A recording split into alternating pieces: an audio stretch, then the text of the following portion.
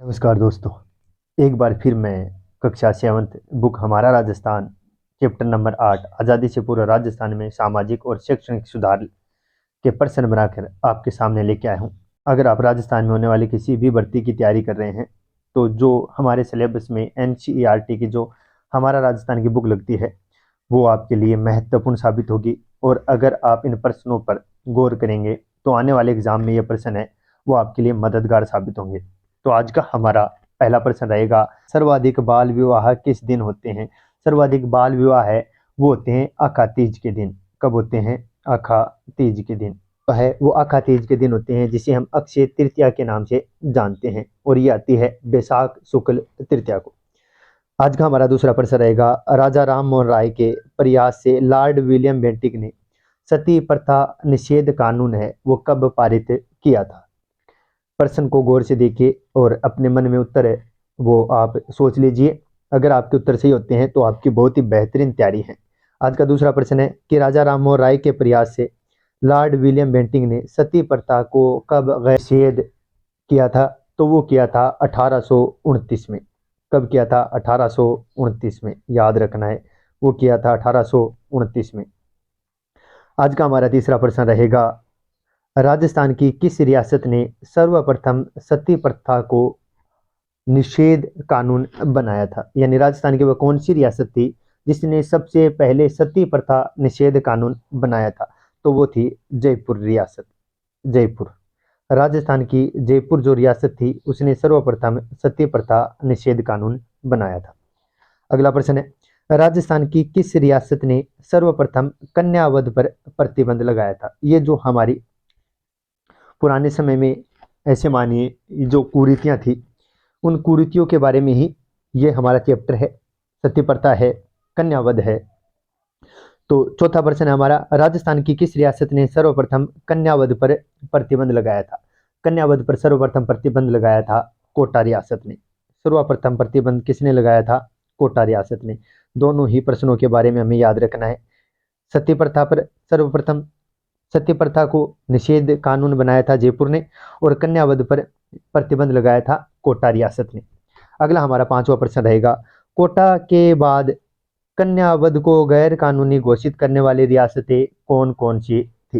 यानी कोटा ने सबसे पहले है प्रतिबंध लगा दिया था, लेकिन कोटा के बाद कन्यावध को गैर कानूनी घोषित करने वाली रियासतें हैं वो कौन कौन सी थी? तो वो थी बीकानेर, जोधपुर, जयपुर, उदयपुर और अलवर। याद रखना है, वो थी बीकानेर, जोधपुर, उदयपुर,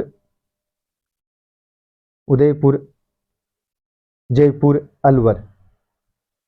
जयपुर, अलवर, ये चारों रियासत थी जिसने कोटा के बाद है वो कन्यावध को गैर कानूनी घोषित किया था। अगला प्रश्न रहेगा, राष्ट्रीय स्तर पर अनमेल और बाल विवाह जैसी कुप्रथा को रोकने के लिए किसने आवाज उठाई थी? राष्ट्रीय स्तर पर अनमेल और बाल विवाह को रोकने के लिए किसने आवाज उठाई थी? तो वो आवाज उठाई थी स्वामी दयानंद सरस्वती ने। किसने आवाज उठाई थी? दयानंद सरस्वती ने। याद रखना है, किसने आवाज उठाई थी? दयानंद सरस्वती ने। अगला हमारा प्रश्न रहेगा, राजस्थान की किस रियासत ने सर्वप्रथम है बाल विवाह निषेध कानून बनाया था? सोच के बोलिए कि सर्वप्रथम किसने बाल विवाह निषेध कानून बनाया था और कब बनाया था? तो वो थी अलवर रियासत। अलवर ने बनाया था। अलवर ने बनाया था 10 दिसंबर 1903 को। 10 दिसंबर 1903 को। याद रखना है, सर्वप्रथम बाल विवाह निषेध कानून है वो किसने बनाया था? अलवर ने। और कब बनाया था? 10 दिसंबर 1903 को। अगला हमारा प्रश्न है, दास प्रथा को और किस नाम से जाना जाता है? दास प्रथा को और किन नाम से जाना जाता है, ये हमारा प्रश्न है। तो दास प्रथा को चाकर या फिर हाली भी कहते हैं। चाकर कहते हैं या फिर हाली भी कहते हैं। याद रखना है, दास प्रथा को और किस नाम से जाना जाता है? तो दास प्रथा को जाना जाता है चाकर या हाली के नाम से। अगला प्रश्न है, दास प्रथा को अंग्रेजों ने किस अधिनियम के द्वारा समाप्त किया था? दास प्रथा को अंग्रेजों ने किस अधिनियम के द्वारा समाप्त किया था? तो वो अधिनियम था 1833 का चार्टर एक्ट, जिसके तहत दास प्रथा को अंग्रेजों ने समाप्त किया था। अगला हमारा प्रश्न है, राजस्थान की किन रियासतों में डायन प्रथा का प्रचलन अधिक था? यानी जो डायन प्रथा थी वो राजस्थान की कौन सी रियासतों में सबसे ज़्यादा इसका प्रचलन था? तो वो था मेवाड़ और कोटा में। मेवाड़ और कोटा में इसका प्रचलन है वो सबसे ज़्यादा था। दोनों ही याद रखनी है, मेवाड़ और कोटा में इसका प्रचलन है वो सबसे ज़्यादा था। अगला हमारा प्रश्न है, डायन प्रथा पर रोक कब लगाई गई? बहुत ही महत्वपूर्ण प्रश्न चल रहे हैं। डायन प्रथा पर रोक कब लगाई गई? तो ये लगाई गई थी 1853 में। कब लगाई गई थी? 1853 में। कक्षा 7 की हमारा राजस्थान बुक है वो चल रही है हमारी, जो हमारे आगामी परीक्षा के लिए बहुत ही महत्वपूर्ण साबित होगी। इससे जो बनने वाले महत्वपूर्ण प्रश्न है वो मैं आपके लिए बना के लेके आ रहा हूँ। अगला हमारा जो प्रश्न है, प्रश्न नंबर 12 है, ब्रिटिश साम्राज्य ने 19वीं सदी में से पहले की जो हमारे यहाँ शिक्षा चलती थी उसे किस नाम से जाना जाता था? यानी जो ब्रिटिश साम्राज्य था 19वीं सदी से पहले हमारे यहाँ जो शिक्षा चलती थी उसे ब्रिटिश साम्राज्य ने कौन से नाम से संबोधित किया था? तो उसे देसी शिक्षा के नाम से संबोधित किया था। यानी हमारी जो शिक्षा थी वो देसी शिक्षा थी 19वीं शताब्दी से पूर्व। अगला प्रश्न है, राजस्थान में आधुनिक शिक्षा का प्रथम स्कूल है वो कहाँ पर और कब खोला गया था? राजस्थान में आधुनिक शिक्षा का प्रथम स्कूल कहाँ पर और कब खोला गया था? तो वो खोला गया था अजमेर में 1819 में। कब खोला गया था? 1819 में। और कहाँ पर खोला गया था? अजमेर में। याद रखना है कहाँ पर खोला गया था? अजमेर में। 1819 में राजस्थान का प्रथम स्कूल है वो अजमेर में खोला गया था।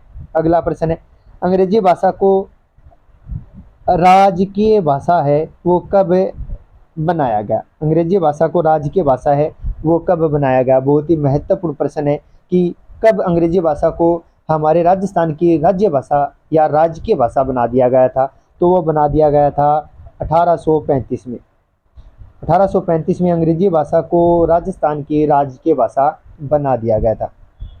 अगला 15वां प्रश्न रहेगा, 19वीं शताब्दी में किस रियासत को छोड़कर सभी में अंग्रेजी शिक्षा है वो प्रारंभ हो गई थी? तो राजस्थान की एकमात्र रियासत थी जैसलमेर, जिसको छोड़कर राजस्थान की हर रियासत में अंग्रेजी शिक्षा है वो प्रारंभ हो चुकी थी। 16वां प्रश्न है, राजस्थान में मेयो कॉलेज की स्थापना कब की गई? राजस्थान में मेयो कॉलेज की स्थापना है वो कब की गई थी? तो वो की गई थी 1872 में। 1872 में। और कहाँ पर की गई थी? तो वो की गई थी मेयो कॉलेज की स्थापना अजमेर में। कब? 1872 में। और कहाँ पर की गई थी? अजमेर में। अगला हमारा प्रश्न है, राजस्थान विद्यापीठ संस्थान की स्थापना कब और किसने की थी? राजस्थान विद्यापीठ संस्थान की स्थापना है वो पंडित जनार्दन राय नागर ने 21 अगस्त 1937 को की थी। याद रखना है, राजस्थान विद्यापीठ संस्था की स्थापना पंडित जनार्दन राय नागर ने 21 अगस्त 1937 को की थी।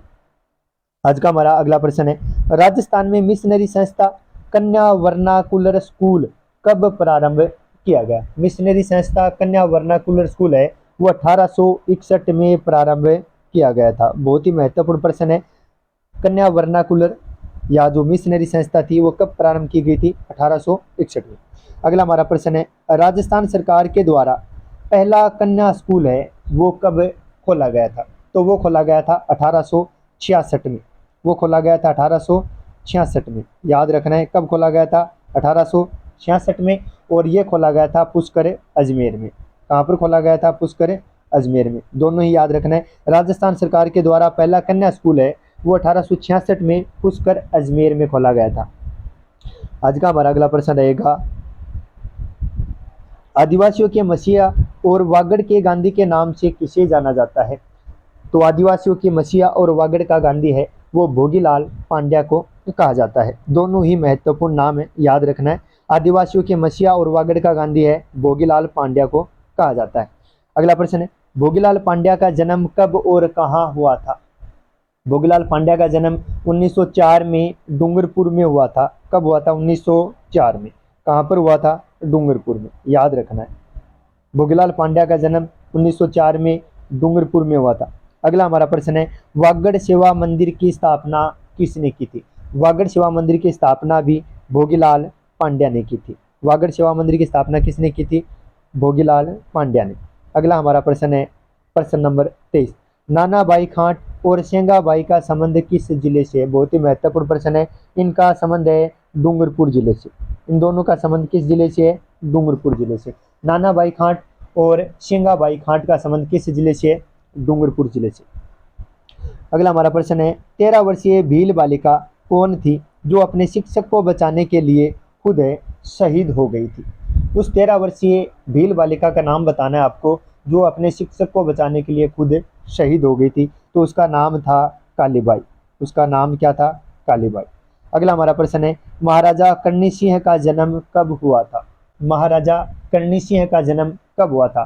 तो करणी सिंह का जन्म हुआ था 1924 में। याद रखना है, करणी सिंह का जन्म है वो 1924 में हुआ था। और करणी सिंह के बारे में एक बात आपको याद रखनी है, ये 1952 से लेकर 1977 तक यानी 25 साल तक लोकसभा के सदस्य भी रहे थे। कौन? महाराजा करणी सिंह बीकानेर के थे और इनका जन्म 1924 में हुआ था। ये 1952 से लेकर 1977 तक यानी 25 साल तक लोकसभा के सदस्य भी रहे थे। अगला हमारा प्रश्न है, हीरालाल शास्त्री का जन्म कब और कहाँ हुआ था? तो हीरालाल शास्त्री का जन्म हुआ था 24 नवंबर 1899 को। 1899 को 24 नवंबर 1899 को। और इनका जन्म हुआ था जोबनेर जयपुर में। इनका जन्म हुआ था जोबनेर जयपुर में। याद रखना, इनका जन्म 1899 को जोबनेर जयपुर में हुआ था। अगला हमारा प्रश्न रहेगा आज का, स्वतंत्र राजस्थान का प्रथम मुख्यमंत्री कौन था? बहुत ही महत्वपूर्ण प्रश्न है। स्वतंत्र राजस्थान का प्रथम मुख्यमंत्री है वो हीरालाल शास्त्री रहे थे। यानी प्रथम मुख्यमंत्री स्वतंत्र राजस्थान का कौन था? स्वतंत्र राजस्थान का प्रथम मुख्यमंत्री है हीरालाल शास्त्री रहे थे। अगला हमारा प्रश्न है, किशोरी देवी का संबंध है वो किस जिले से? तो किशोरी देवी का संबंध है हमारे झुंझुनू जिले से। किस जिले से है? झुंझुनू। याद रखना है, किशोरी देवी का संबंध किस जिले से? झुंझुनू जिले से।